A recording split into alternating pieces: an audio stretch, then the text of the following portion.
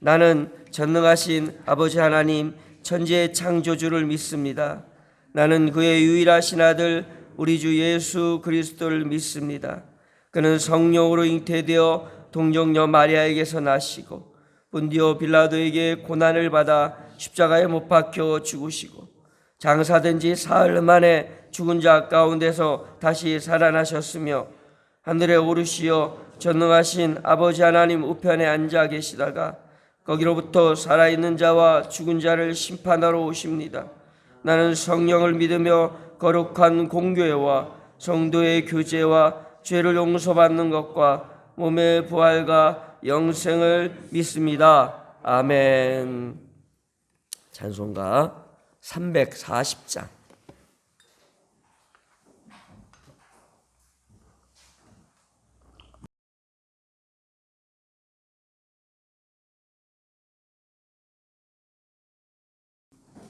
오늘 함께 나눌 말씀은 시편 12편 말씀입니다. 여호와여 도우소서. 경건한 자가 끊어지며 충실한 자들이 인생 중에 없어지나이다.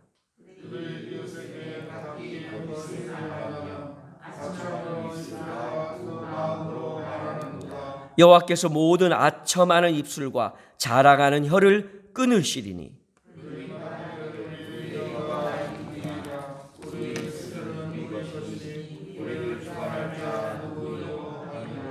여호와의 말씀에 가련한 자들의 눌림과 궁핍한 자들의 탄식으로 말미암아 내가 이제 일어나 그가 원하는 안전한 지대에 두리라 하시도다.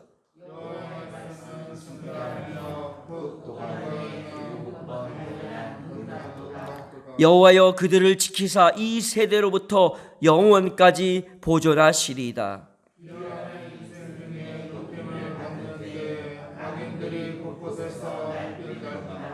아멘. 험한 세상에서 거짓이 난무하는 험한 세상에서 승리하는 비결.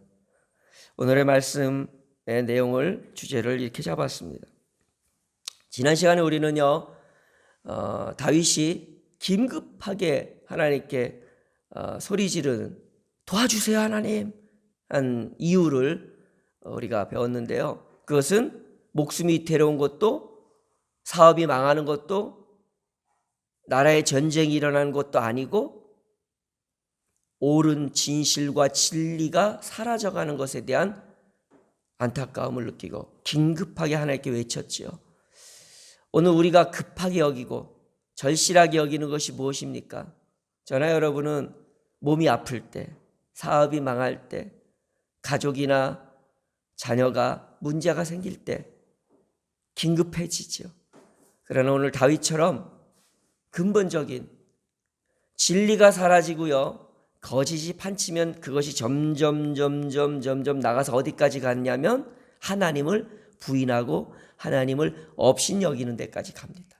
다른 것보다 거짓은 그런 생리가 있어요. 우리가요 슬쩍슬쩍 하는 거짓말들도 우습게 여기면 안 되는 이유가 거기에 있습니다. 주님은 말씀하십니다. 우리의 아첨하는 입술, 자랑하는 혀가 결국은 4절에 하나님에 대해서 말로 하는 거예요. 우리의 혀가 이기리라. 우리의 입술은 우리의 것이니 우리를 주관할 자 누구리요? 라고 말한다는 거예요. 여기서 그들이라고 말합니다. 인생 중에 경건한 자가 끊어지고 충실한 자가 없어지는 이유에 대해서 제가 말씀드렸습니다. 외부의 핍박이나 어려움 때문만이 아니라고요. 우리는요 지금 이 시대를 정치를 잘못하는 위정자들 때문에 이렇게 됐다, 또는 참 믿음 생활 안 하고 참 악한 사람들 때문에 이 세상이 이 모양이 이 꼴이 됐다, 거짓말을 말하는 그 간악한 사람들 때문에 됐다라고 말하지만 오늘 다윗은 그들이라고 말합니다. 경건한 자, 충실한 자가 누구였습니까? 우리 믿음의 사람들, 하나님을 아는 사람들이었습니다. 그들이 거짓을 말했고, 그들이 아첨하는 입술과 두망을 품었고, 그들이 내 혀가 이기리라 말했다는 겁니다. 이 세상을 돌아볼 때요, 세상을 원망할 이유 없습니다, 여러분. 다 우리의 책임입니다. 소돔과 고모라가 의인 10사람이 없어서 불에 심판당해서, 물론 그들이 지은 죄의 대가를 하나님 심판하셨지만 구원적으로 얘기한다면 10명의 의인만 있었어도 소돔과 고모라는 구원의 은혜를 받을 수 있었습니다.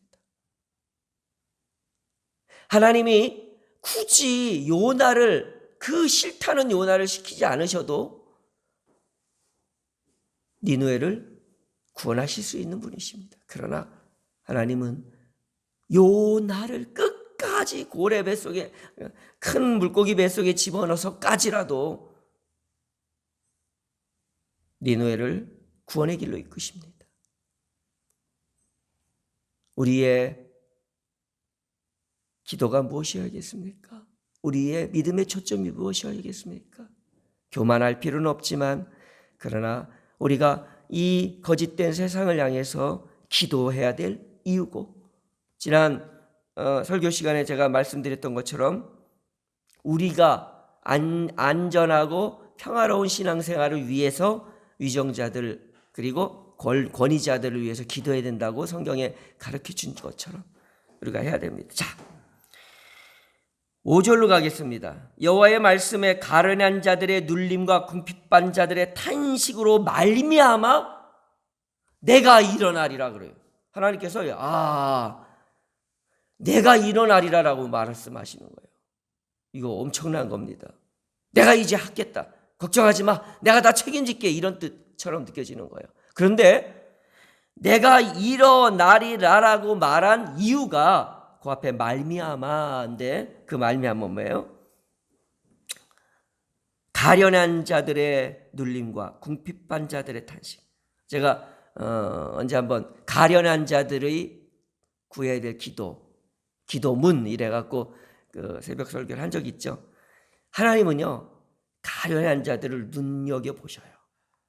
그리고 궁핍한 자들, 궁핍은요, 물질적인 궁핍, 마음의 궁핍, 사랑과 관계의 궁핍, 이런 것들이 다 포함되는 겁니다. 사실은 물질은요, 좀 덜 먹고 덜 사용하면 되더라고요.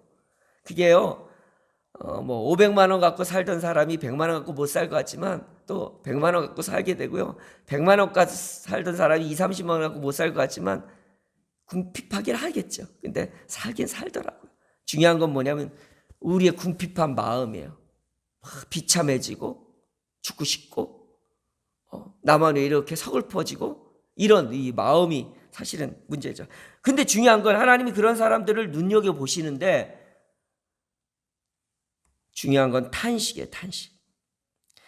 가련한 사람과 궁핍한 자들의 탄식 때문에 내가 이제 일어나겠다는 거예요. 탄식이 어떻게 표현됩니까? 다윗이 말합니다. 하나님 도와주세요. 큰일 났습니다. 이 나라 이 민족 큰일 났습니다. 이렇게 거짓이, 그냥 하는 말마다 다 거짓이고, 심지어는 하나님의 말씀을 들고 선 사람들조차도 거짓말하고. 제가 엊그저께 영상을 하나 봤는데 가슴이 너무 아파더라고요.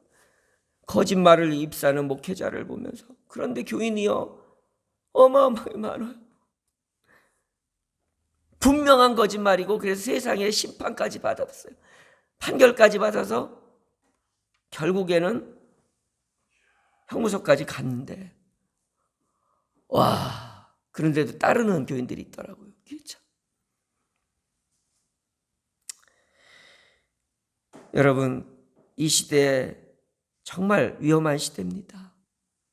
그냥 음란하고 죄를 범하고 이런 거라면 덜 하겠는데, 교묘하게 이간질하고 비난하고, 이게 믿음의 사람 안에서도 근거 없는 소문이 떠들고 남을 평가하기를 즐거워하고,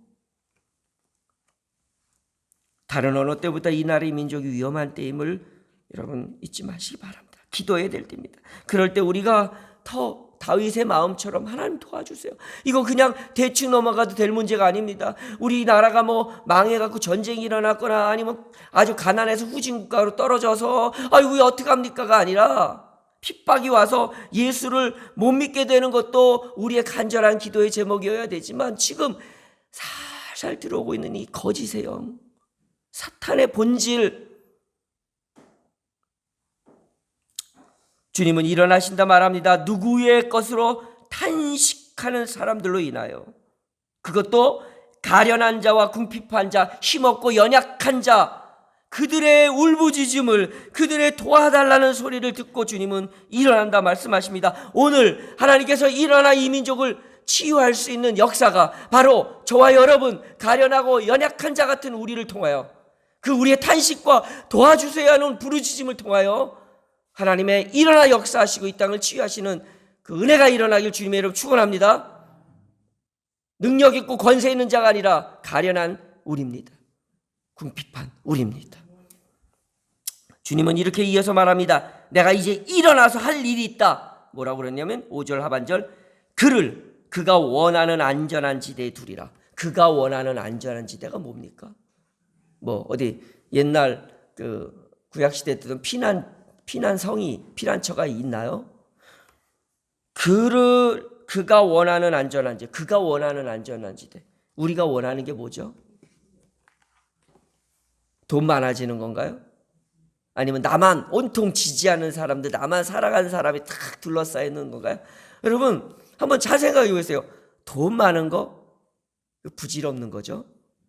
나만 살아가는 것도 바람직한 거 아닙니다. 여러분 나만 살아가면요 우리가 어떻게 되냐면요 망가져요. 내가 남을 사랑할 때 내가 건강해지는 거지, 남이 나를 사랑하기만 하면 아나무인 되고요, 자기밖에 몰라지고요, 인간이 그렇게 됩니다. 사랑받으면 좋은 것 같죠? 사랑하는 게 사는 길입니다. 사랑할 때 내가 바로 서는 거고, 사랑할 때 내가 온전해지는 거고, 사랑할 때 하나님의 뜻이 우리 가운데 이루어지는 거예요. 사랑받기 위해 태어난 사람이긴 하지만 그러나 사랑하기 위해 살아가는 사람이어야 합니다. 안전한 지대가 도대체 뭘까요? 여러분 한번 고민해 보세요. 그런데 다윗은 6절에 이렇게 말합니다. 이어서 말합니다. 물론 억지로 연결할 필요는 없지만 그러나 그렇다고 아무 개연성 없이 그냥 다윗이 시를 썼다고 생각지는 않습니다. 6절, 여호와의 말씀은 순결하며 흙 도가니에 7번 단련한 은 같도다. 정말 이 시대에 살아남을 것은 말씀밖에 없어요. 왜? 거짓이 판을 치는 세상이기 때문에. 8절, 여러분 이 시는요 이게 기승전결처럼 안 하고 이렇게 뒤바꿔서요. 원래는 8절이 앞이고 7절이 뒤인데, 그래서 이제 유종의 미를 걷는 긍정적인 말씀으로 딱 끝나야 되는데 다윗이 지금 너무 간절하니까 바꿔버렸어요. 강조를 해버렸어요. 어떤 걸 강조했냐면 이 8절의 세상을 강조하기 위해서 바꿔버렸습니다. 자, 8절 다 같이 함께 읽습니다. 시작. 비열함이 인생 중에 높임을 받은 때에 악인들이 곳곳에서 날뛰는도다. 와, 이 비열함 아주 간사하고요, 요랬다 저랬다고, 여기 붙었다 저기 붙었다고 그냥 사람들을 아주 거짓으로 유혹해서 어떻게 하든 실족케 하는 이 비열한 그런 사람들이 막 득세를 하고요, 높아지고요, 잘 되고요. 얼마나 많이 위정자들 중에 거짓말을 밥 먹듯 합니까? 악인들이 막 곳곳에 날뜁니다. 기세 등등합니다. 그러나 이런 세상에서 우리가 붙들 가장 안전한 것은 말씀입니다.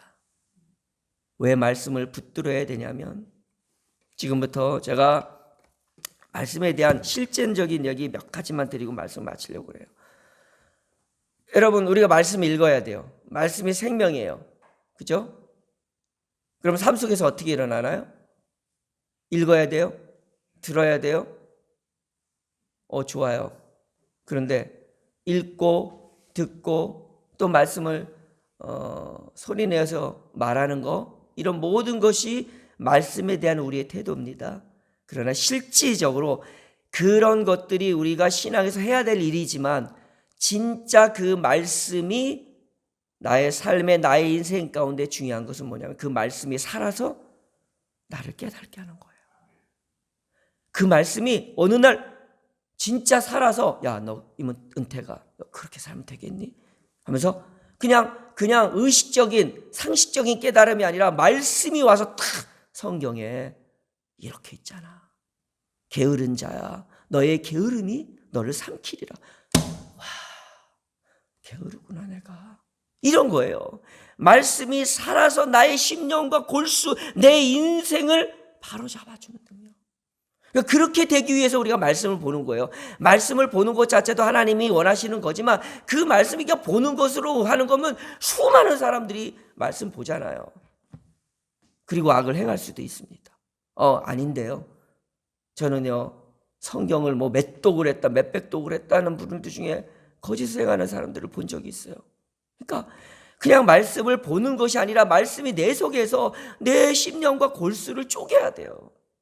그러기 위해서 우리 여기 계신 분 중에서 내가 봤는데 흥얼흥얼 찬송도 부르고 흥얼흥얼 말씀도, 물론 내가 기억나는 말씀 몇 개 안 되겠지만 중요한 거는 그 몇 개 안 되는 말씀만이라도 되뇌일 수 있는 거예요. 언제?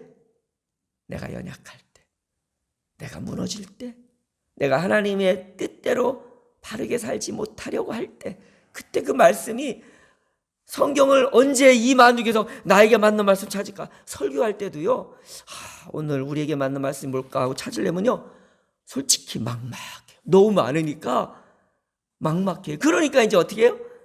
키워드를 갖고 찾는 거예요. 내가 예를 들면 슬퍼, 그럼 슬픔, 슬프다, 울다, 뭐 이런 단어를 찾아요.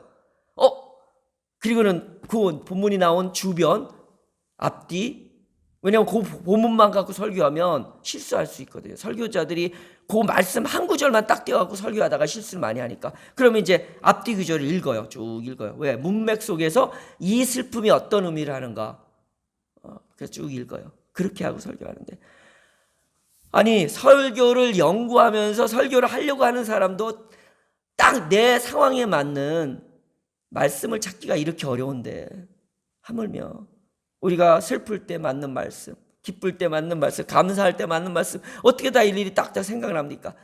중요한 거는요, 한 말씀만 붙들어도 돼요. 왜? 하나님이 내 편이셔요. 그 한 말씀만 붙들어도 다 적용되잖아요. 하나님은 나를 사랑하셔. 이 말씀을 붙들면 되잖아요. 그래서 여러분, 말씀을 한 구절이라도 외우셔야 돼. 그것이 살아서 어느 날 나를 책망하기도 하고, 어느 날 나를 바르게 하기도 해요. 어느 날 나를 깨닫게 하고, 어느 날 나를 이 세상의 어떤 철학자도 깨달지 못하는 교훈을 얻게도 해요. 하나님의 말씀이요, 우리 안에 살아 역사하기 위해서 늘 말씀을 가슴에 달고 살아야 돼요. 가슴을 늘 되새김질해야 돼요. 가슴에 새겨야 됩니다. 이 거짓이 판치는 시대, 다른 때보다 더 간절하게 기도하며 부르짖읍시다. 그리고 하나님이 일어나 역사하시는데 우리를 그 말씀의 안전한 곳으로, 우리가 안전하게 갈 때가 어디 있습니까? 여호와 하나님 말씀이신 그분 앞에 가는 길, 그 말씀이 나의 삶을, 나의 불안함을 붙들어주는, 거기가 안전한 곳이라고 저는 생각합니다. 더 말씀을 사랑하시고, 더 말씀 한 절이라도 보려고 하고, 더 말씀 한 절이라도 마음속에 되새김질해서 이 험하고 비열하고 악인이 날뛰는 세상에서 우리의 심령을 지키고, 우리의 교회를 지키고, 이 나라의 민족을 지키는 우리가 되었으면 좋겠습니다. 기도하겠습니다. 하나님, 다윗은 너무 급해서 도와주세요 라고 외쳤던 그 긴급함이 오늘 이 시대에도 너무나도 필요한데, 먹고 살만해서 우리 믿음의 사람들 너무 안이함에 빠졌습니다. 너무 괜찮이즘에 빠졌습니다. 이 정도면 됐지라고 생각하며 삽니다. 오 주여, 지금은 기도해야 될 때인데, 지금은 탄식하며 부르짖어 하나님께서 일어나야 하실 때인데, 주여, 우리의 게으름을, 우리의 편안함만을 추구하는 어리석음을 용서하여 주옵소서. 주여, 우리를 안전한 곳으로 인도하여 주시옵소서. 하나님 외에는 그 어느 것도 안전함이 없사오니 말씀이신 하나님이여, 우리에게 그 생명으로 충만케 하여 주셔서 그 말씀이 나의 심령과 골수를 쪼개 나의 삶의 교훈과 바르게 함과 의로 교육하기에 유익하며 주께로 인도하는 생명이 되게 하여 주시옵소서. 주의 말씀이, 생명의 말씀이 여기 있는데 우리가 어디로 가리까 고백한 제자들처럼 날마다 고백하며 한 절이라도 말씀을 붙드는 이 하루가 되게 하여 주시옵소서. 예수님의 이름으로 간절히 기도드리옵나이다. 아멘. 하늘에 계신 우리 아버지, 아버지의 이름을 거룩하게 하시며 아버지의 나라가 오게 하시며 아버지의 뜻이 하늘에서와 같이 땅에서도 이루어지게 하소서.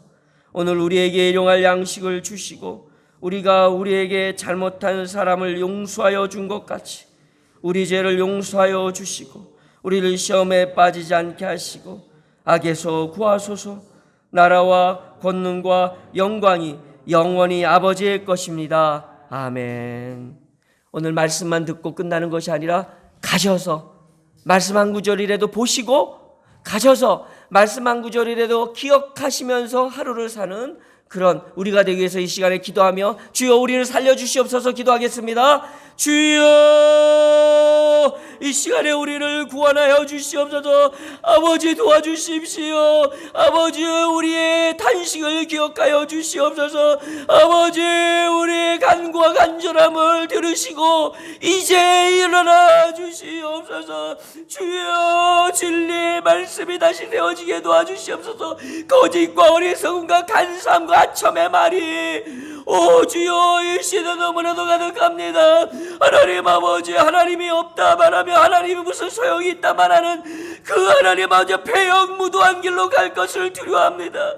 주여, 우리의 입술에서 거짓을 제하여 주시고 아버지, 우리의 몸된 주님의 교회에서 거짓과 점이 사라지게 도와주시고 주의 말씀으로 새롭게 무장하는 저희들 되게 해주시고 이 나라의 민족, 특별히 위정자들의 입술에서 거짓과 점이 사라지고 그 혀의 간섭이 끊어질 수 있도록 주여 은혜를 베풀어 주시옵소서. 주여, 이 시간에 간절히 기도하오니 주의 말씀으로 우리의 삶을 채우게 도와주시고 아버지, 나의 생각과 나의 입술과 나의 하는 말이 주의 말씀이 튀어나오는 삶이 되게 도와주시옵소서. 주여 함께하여 주셨기만을 간절히 원합니다. 성령의 능력 역사하심으로 같이 하여 주시옵소서. 이 아침에 우리가 기도합니다. 오직 주의 말씀만이 아버지여 진리오니 우리를 새롭게 하여 주시고 우리를 붙들어 주시옵소서. 주여 함께하여 주시옵소서.